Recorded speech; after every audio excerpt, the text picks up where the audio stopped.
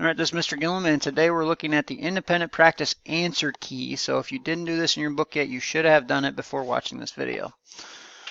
It says that Alice has 3 boxes to carry. One is 1 and 453 thousandths kilograms. One is 3 and 8 tenths kilograms. One is 11 and 39 hundredths kilograms. What is the total mass? So if we have 3 different boxes and each of them have a mass and we want to know what the total mass is, we'll have to add these numbers together.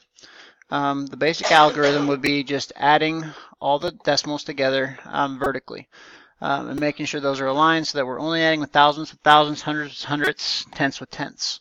So I'm just going to go right in order. 1 and 453 thousandths, 38 tenths. It is 38 tenths, but really it's 3 and 8 tenths. 3 and 8 tenths. 11 and 39 hundredths. And we're going to make sure that we add those together vertically, only adding thousands with thousandths, hundreds with hundredths, tenths with tenths, wholes with wholes. And so 3 plus 0 is 3. 9 plus 0 plus 5 is 14. When I have more than 10 hundredths, I know that every 10 hundredths makes a tenth. So I'm going to put 10 of those hundredths in the tenth spot. 4 plus 1 is 5, 13, 16. And again, I have more than 10 tenths. So for every 10 of them, I can carry 1 over. 1, 2, 3, 4, 5, 6, and 1. So because I've already aligned my decimals vertically, I'm going to go ahead and just move the decimal point straight down. 16 and 643 thousandths kilograms would be the mass of the total, all the boxes together. Number 2 says that Seth had a 1 and 5 tenths liter bottle of tomato juice, and then he drank some. So there's going to be less after he has drank some of it. There was 895 thousandths liters left when his sister Beth came to get a snack.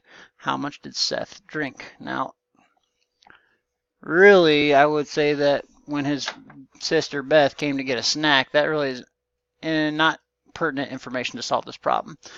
It could just say he started with 1 and 5 tenths liters, and now he has 895 thousandths of a liter. How much did he drink? That's really what they could have asked as well. So anyway, we need to know how much or how far it is from 1 and 5 tenths down to 895 thousandths. And so to do that, I'm going to subtract. And again, when I'm subtracting with decimals, I need to align the decimal place and make sure I'm only combining decimal parts with the same type of decimal part.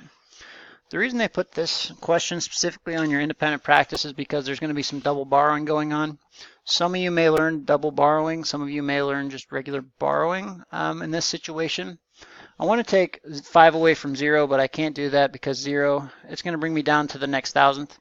So I'm going to borrow, and when I look to borrow in this column, there's nothing to borrow from. But really, I know that 5 tenths and 50 hundredths are the same thing. So really, although there's not anything to borrow from here, if you think about it as borrowing from the actual 50 and making it 49, that'll save you a borrowing step. And then now that I have 49, I have 10 thousandths to put there. So 10 thousandths would make the next hole for the hundredths, and that would make the next hole for the tenths, and so that's why that makes sense and that works. So 10 minus 5 is 5. 9 minus 9 is 0. I need to borrow a hole for 10 tenths. 14 minus 8 is 6, and of course 0 there. And it looks like we got the correct answer. He must have drank 605 thousandths if there is only 895 thousandths of a liter left. It says Allie needs 30 meters of wood to build a large wooden frame. She bought 3 different lengths of wood measuring 12 and 5 tenths, 11 and 43 hundredths, and 7 and 244 thousandths meters. We need to decide if each statement is true or false. So it looks to me like the first part A says the total amount of wood that Allie has is 30 and 564 thousandths meters of wood to use for the frame. So let's decide if that's actually how much she has. Let's add these decimals together. 12 and 5 tenths, 11 and 43 hundredths, and 7 and 244 thousandths. And we'll see how much wood she actually has. Put my zeros in for place value. and carry for 11. Looks like she has, ooh, okay, I did not get the same thing. Did I add that together correctly? I believe that I did, so I'm going to say that she does not actually have 30 and 564 thousandths meters of wood. I'm going to say that she has 31 meters and 174 thousandths meters of wood. It says after she builds the frame, Allie will have 1 and 154 thousandths meters of wood left. Ooh, this is a good question. If we have now decided that she has 31 and 174 thousandths meters of wood to start, and we take away 30 meters because that's how much that she needs to make her wood frame, I know with mental math that would be 1 and 174 thousandths left, and this says 1 and 154 thousandths meters of wood left, so that is also false. It's not a line. These do not match, so that would be false as well. It says Allie bought more wood than she needed in order to build the frame. Well, I can quickly say that that is true because she only needed 30 meters and she has 31 meters and 174 thousandths of a meter. And then part D says the total length of wood Allie bought is 1 and 154 thousandths meters less than the amount needed for the frame. Now that doesn't make sense at all. First of all, it's not 1 and 154 thousandths, it's 1 and 174 thousandths. Second of all, that's not how much less she bought, that's how much more she bought. She actually bought more than she needed, not less than she needed. So there's several things that were false about number 3, part D. It says Sammy, Teddy, and Ursula ran a 100-meter race. Sammy's time was 15 and 3 hundredths seconds. Teddy's and Ursula's times were 14 and 7/10 seconds and 15 and 3,000 seconds, respectively. Now, this is something we haven't encountered yet in this book. When it says respectively, that means that if Teddy was listed first, that's Teddy's time also listed first. If Ursula was listed second, her time is listed second. That's what that word respectively means in that situation. It says which statements are true, circle all that apply. It says Teddy ran 4 hundredths faster than Ursula. So if I need to know how much faster Teddy was than Ursula, I need to figure out the distance between them, but it says here that Teddy ran faster than Ursula. And it looks to me like Teddy's time was 14 and 7/10 and Ursula's time was 15 3 seconds. So he did actually run faster. But when I find how much faster, and I put my placeholders in here, 3 minus 0 is 3, 0 minus 0 is 0. We'll have to borrow from the wholes to make tenths. 10 minus 7 is 3.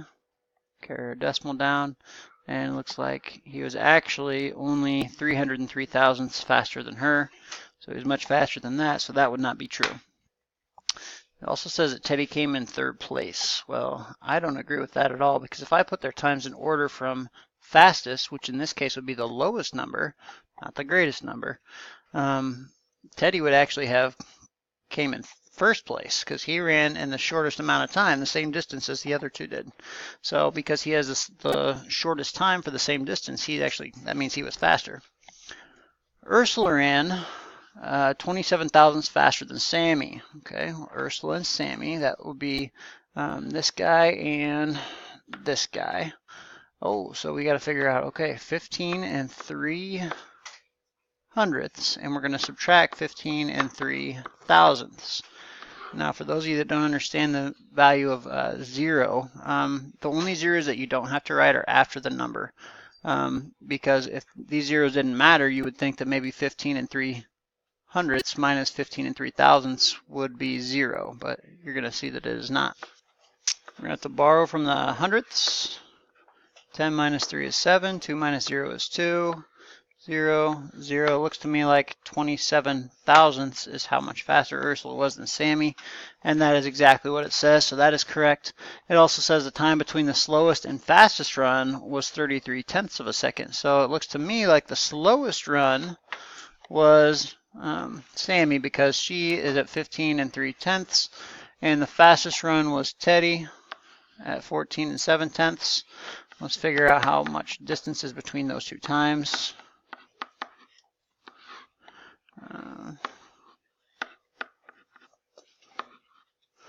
It looks to me like 33 hundredths was the difference between the fastest and the slowest runner, which is D. So D would be correct as well.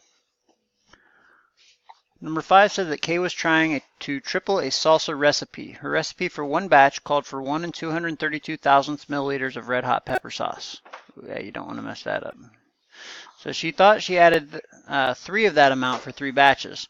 When people dipped into the salsa, it was too spicy to eat. What could she have done wrong? So this doesn't actually require any addition to figure out, because it doesn't say that she accidentally added a certain other different number. Instead, it just says like what may she have done incorrectly. And so the book's answer was, and this is just a possible answer, there could be many right answers to this. It says that she could have moved the decimal to the right and gotten 36 and 96 hundredths instead of 3 and 696 thousandths. And so I guess they do want you to actually add that number up 3 times together just to see what it would be, and so we can do that. 1 and 232 thousandths, and because we're making a batch 3 times as large, we need to add those together. 6, 9, 6, 3. That is my calculation, 3 and 696 thousandths, and that's how much they thought it should be. Or they didn't think it should be. So if she added 36 and 96 tenths, then she added 10 times too much hot sauce, and that would be very spicy and not good to eat at all. So she may have made a mistake on where she put the decimal place. Maybe she did not align the decimal place. It's hard to say what she did wrong, but Kay is burning the mouths of people everywhere. All right. And finally, Stacy answered the problem below incorrectly. It says 16 and 7 thousandths minus 55 hundredths equals 10 and 507 thousandths. It says describe what she may have done wrong and explain why her answer doesn't make sense. Then solve the problem correctly. So at some point we're going to have to solve the problem correctly anyway, so let's go ahead and do that right away. 16 and 7 thousandths, we're taking away 55 hundredths. Make sure your decimal is aligned. There's a lot of place value zeros that we're going to need for this one. I'll put those in right now. 7 minus 0 is 7. Let's do the double borrow here. Okay, that may be how some of you learned it. 10 minus 5 is 5, 9 minus 5 is 4, decimal, 5, and 1. So there's the correct solution, and it was also modeled for you here in the answer key that I have. It looks to me like they were way off. They were off by 5 and some extra, and so when that happens, a lot of times they made a mistake when they were borrowing, or they didn't align their place values. And it looks to me like she did not align her place values in this case. So it looks like maybe there's a borrowing mistake as well, which you can see this is where the mistakes begin if you're moving from right to left, and that she already has made a mistake before she got too far. So it says Stacy didn't line up the numbers according to place value. Her answer doesn't make sense. If you subtract a number around half from a number around 16, the answer should be around 15 and a half. So again, your estimation skills will give you an answer that's kind of close to where it needs to be. If you're a good estimator, 16 and 7 thousandths is close to 16. 55 hundredths is close to 1/2. 16 minus 1/2 is 15 and a half. She got 10 and a half, which is way far off from where it should be, even by estimation standards. So it's clear that she made a mistake somewhere, and I hope that you all are doing that when you're doing your test as well. You're making sure that your answers make sense and not just flying through and trying to rush to get done. Okay, that is the answer key to the independent practice. So now we're ready for our quiz.